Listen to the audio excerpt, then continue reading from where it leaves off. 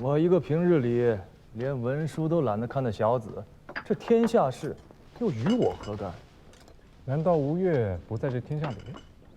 吴越国主是我家王兄，我虽挂了个衙内都指挥使的差事，不过是循吏而已。晋国大事，从来不肯一文。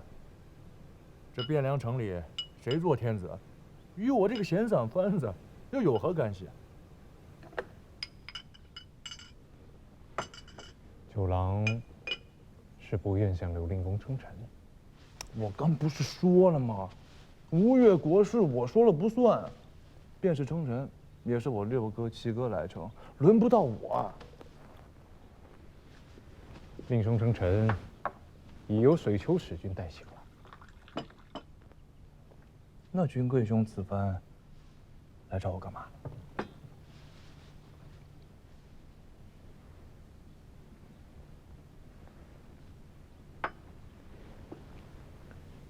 吴越是吴越，九郎是九郎。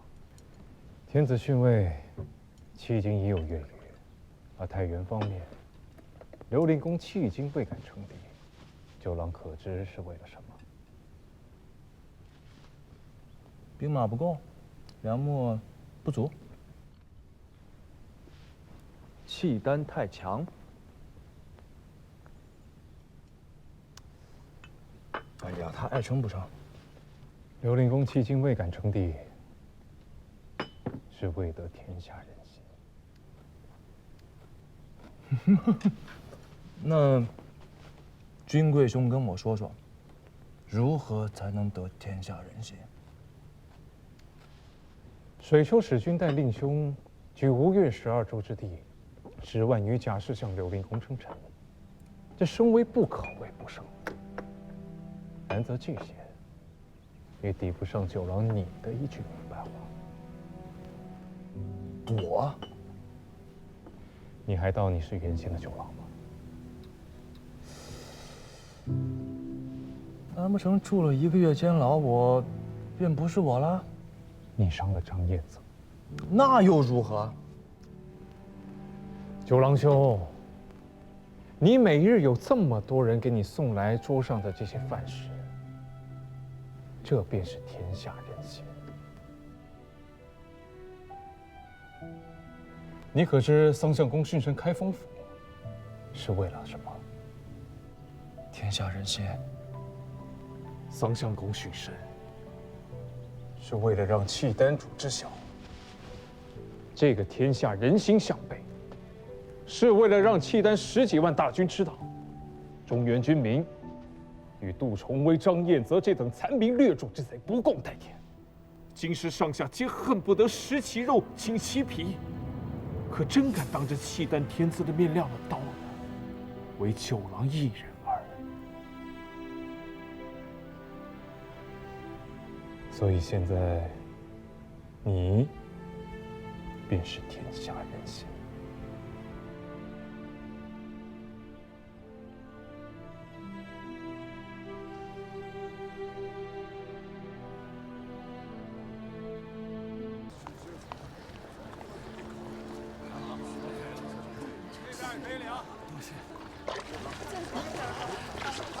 办公室有10万人，汴梁城里没有10万人。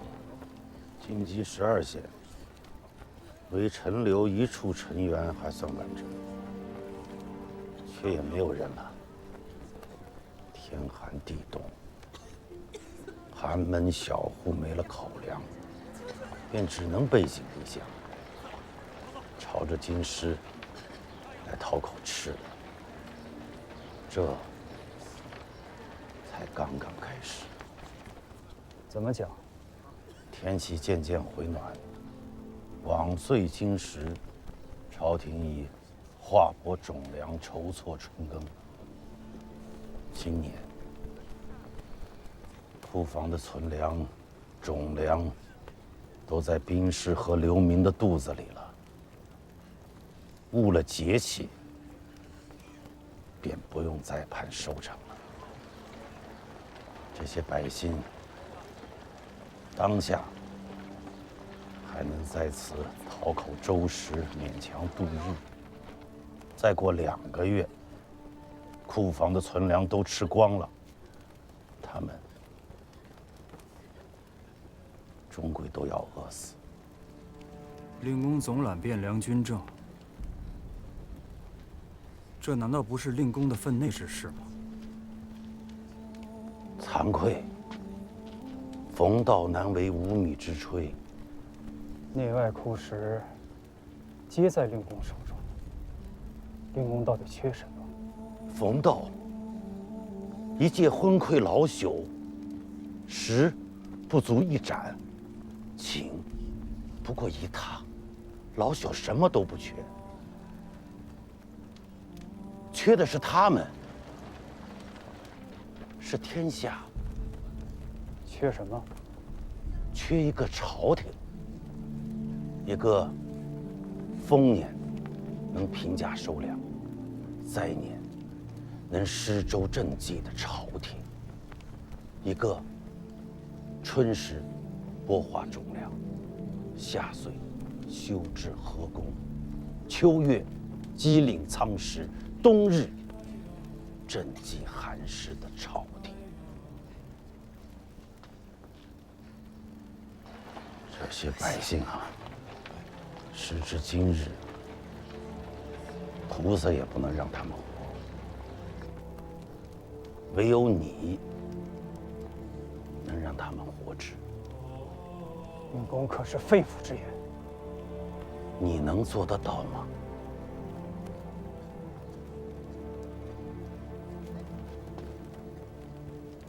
蒙尘何在？陛下，臣在。小玉恭迎内外，南北各臣，自即日起，大河以南，不可再打草谷。各军所需，皆要记录在案，誊表造册，上奏公帐决断。臣奉诏。令公，可否？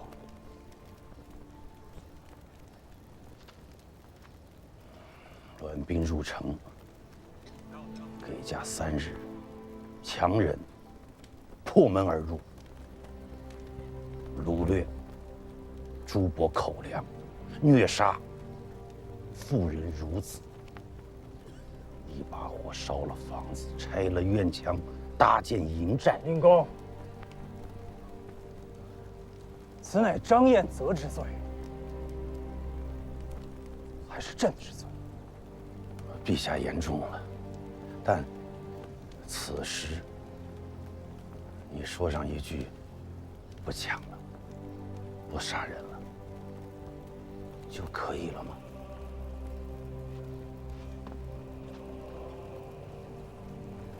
你到底想要什么？谷麦30万斛，种粮3万斛，你有吗？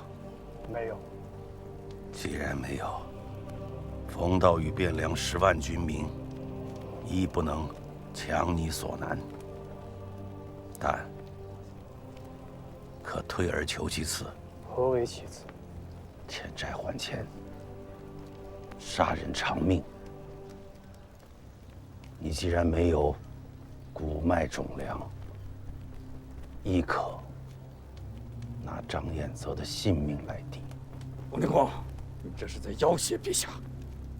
陛下，若如此，杜重威恐生无策之变呐。此话有理。杜重威手握重兵，菩萨都要避之，何况是你？此乃令公的意思，还是太原刘知远的意思？你若不愿为中国之主，那就将公帐从速搬回你的上京。令公还未曾回答。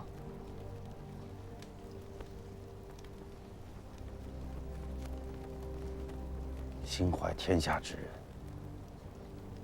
不会问这样的问题。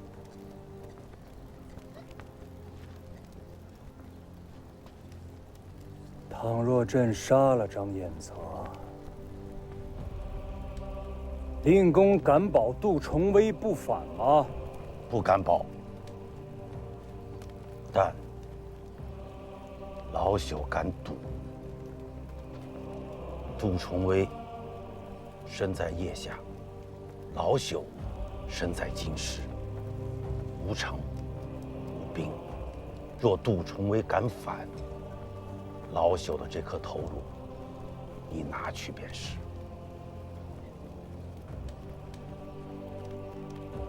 敢赌吗？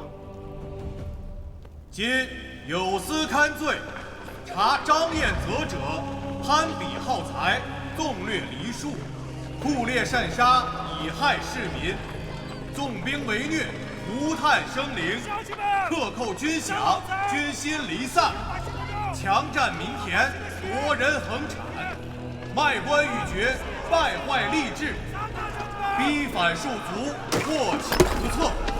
抗旨不遵，悖逆君命，诬陷忠良，残害贤能，荒淫无度，败俗伤风，结党营私，扰乱朝纲，劫杀使节，挑衅邻邦，大罪12，庆南山之主，不足以彰其罪；尽东海之波，未得能迎其恶。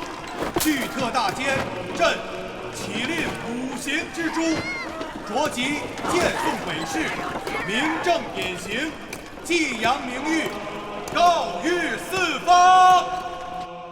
令公，张彦泽是契丹天子颁下明诏，明正典刑，汴梁城军民皆是见证。昭昭史册之上，将来也会这样记述。可惜了钱家九郎，一腔忠勇。乱世，人命卑贱，活着比什么都好。要舍得出来吗？不急，殿上事宜并非小罪，好生将养着他。